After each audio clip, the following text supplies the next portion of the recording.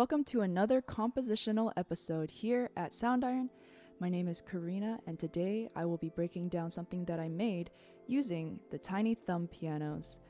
This time, I really wanted to make something that was a little bit more loop-based, something that was a little bit more ambient, and just something that you could put in the background of a video game or maybe even an Instagram background music for your content. And so let's take a listen and we'll go into detail after.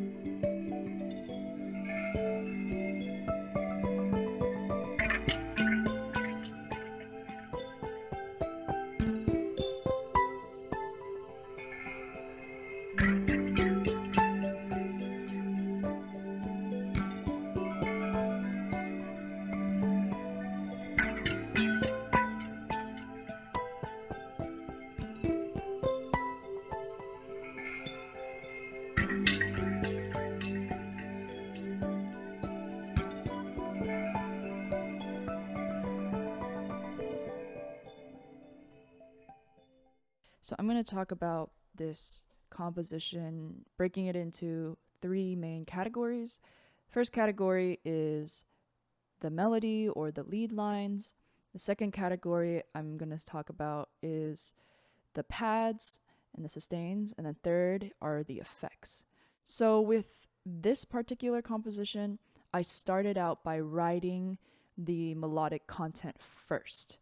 And in this case, I would say that the melodic content also helped dictate the chord progression and kind of where the harmonies were going. And so in this case, that is bad reception low and bad reception high.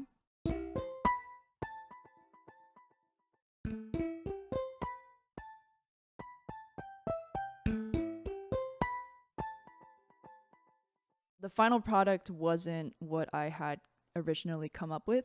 What I actually had originally come up with was much more involved. I would say rhythmically, it was a lot more similar across each phrase. And in that case, when I listened back to it, it sounds a little too repetitive. And when things sound too repetitive, our ears just start to tune it out and actually lose interest in what we're hearing. And so in this case, I decided to omit some notes in order to generate interest. Because I did that, there are some moments where there's a lot of empty space. And so I decided to put in a delay or an echo. It kind of at least like carries some sort of echo throughout that empty space so it doesn't feel as empty. And then I decided to layer the higher frequency with something that is an octave lower because I felt like it needed a little bit more support. And so when you play it together,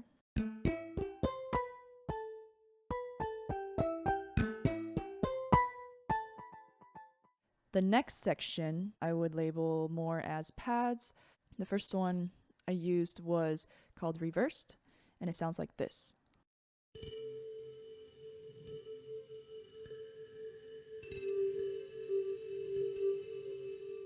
I added something called Flare. It's a plugin from Native Instruments.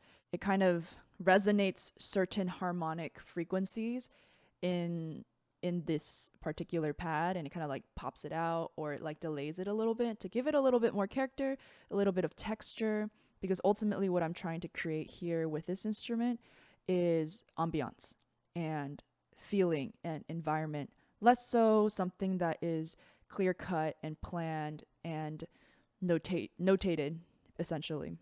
The next pad I'm using is called Darkness, and I would consider it more of an ARP than anything else, but essentially it holds the harmonic components as well, but it sort of jumps around from note to note based on which keys you hit first. I like how it gives it a slightly structured yet slightly random element to it. So this is what that sounds like.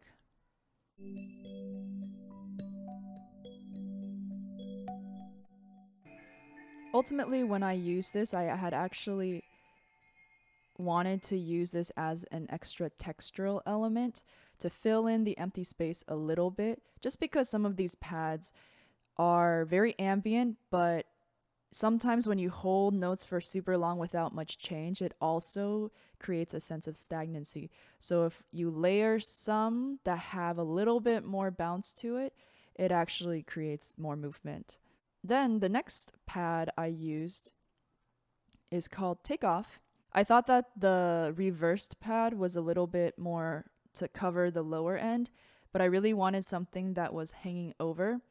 And so I used this one at a very, very high, much higher frequency, and chorused it with tal chorus, and also panned the sustains a little bit so that it still brings a little bit of movement. So this is what that sounds like.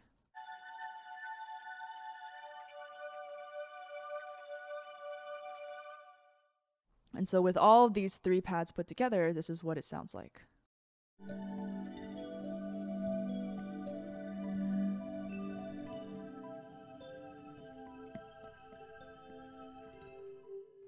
It's pretty relaxing. The next section is called more of effects. They're not happening all the time, not always changing. And so we got three here. So the first one is called hollow rotation.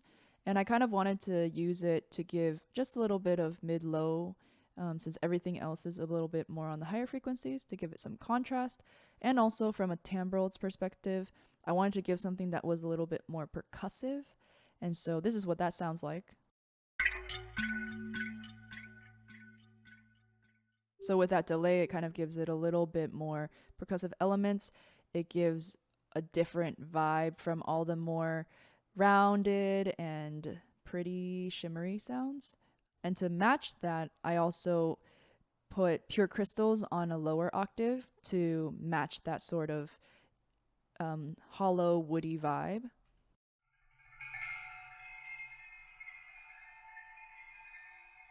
Lastly, I used Arcade to kind of give it a little bit of starry effects. I'm a sucker for video games, and I just really love glitchy tones. I felt like in this case, like everything was so pretty and so lush that I kind of wanted to put some beeps and boops in there. And so this is what Arcade 1 sounds like. But I kind of wanted to be like it's fading away, and so I layered it with a delay effect that kind of gave it this like creeping away digital vibe.